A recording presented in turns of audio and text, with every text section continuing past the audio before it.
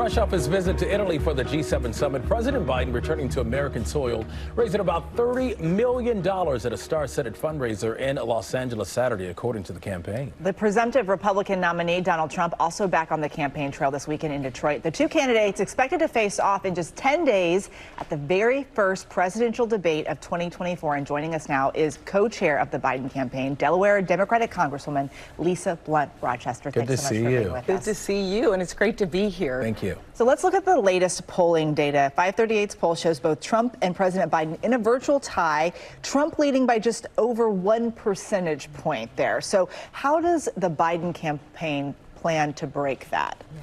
Well, you know, first of all, again, it's good to be here.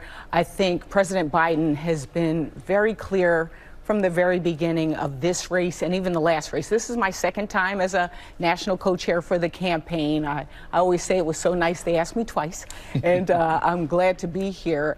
But what he focuses on, while we pay attention to the polls, what he's more focused on is what is going to get people to the polls.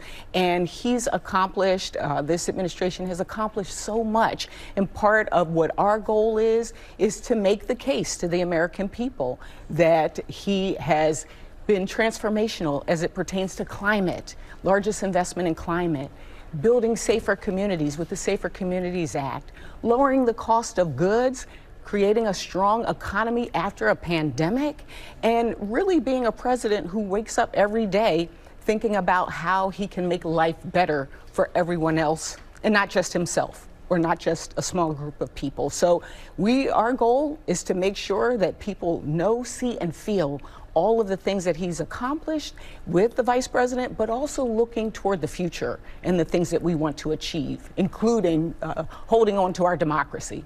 And speaking of polls, let's take a look at a recent ABC News Ipsos poll showing the economy and inflation are the top issues for voters. The economy appears to be good, but inflation not so much. So how does the president plan to tackle that issue? Yeah, well, first of all, he has already started tackling that. It sort of started at the beginning of his administration. And for us, you know, again, the polls say one thing. You know, I think about some of the things that I hear on the campaign trail. I was driving into the Capitol a couple of weeks ago, and one of the Capitol police officers, told me to roll down my window, and he said to me, "I want you to know that student debt relief changed my family's life. My wife is a school teacher.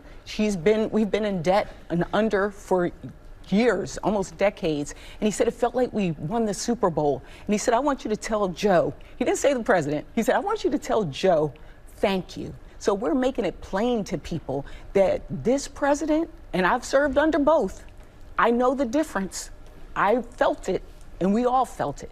This president wakes up every day thinking about how he's going to create a strong economy, how he's going to make sure we save our environment and our planet, and how we're going to hold our democracy together as well.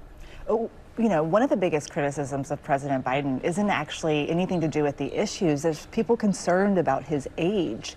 What do you say to those people who are hesitant to vote for President Biden because of his age? I say watch what he does. I mean, he's getting up every day, whether it's being a leader on the global stage or whether it's tackling our issues of making a strong economy. Watch what he does. And that's really what is going to make a difference for people, knowing that he's every day fighting for the American people. Well, a lot has changed since Biden and Trump faced off. Now we have a former president who has been the first to be convicted of felony crimes. How does Biden plan to tackle that? Yeah, well, you know, again, one day I just looked at the split screen. You know, we saw the former President Trump in court while we saw Joe Biden out on the campaign trail talking to people, hearing from people. And so we're going to face it head on. You know, there's already an ad that we put out about character. The character of a person.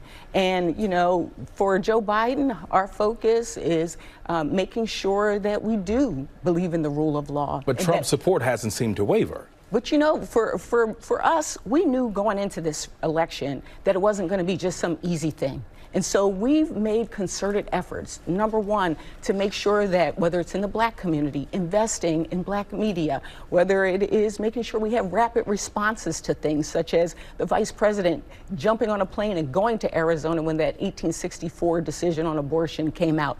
We are doing rapid response. We are getting the word out to people. Because what we learned from the pandemic is that it wasn't necessarily the Surgeon General who told you to get a vaccine that made a difference. It was your pastor. It was your auntie. It was your pharmacist. And so for us, we want to empower people in this movement that they are part of saving our democracy and saving our planet and making sure that all of us thrive.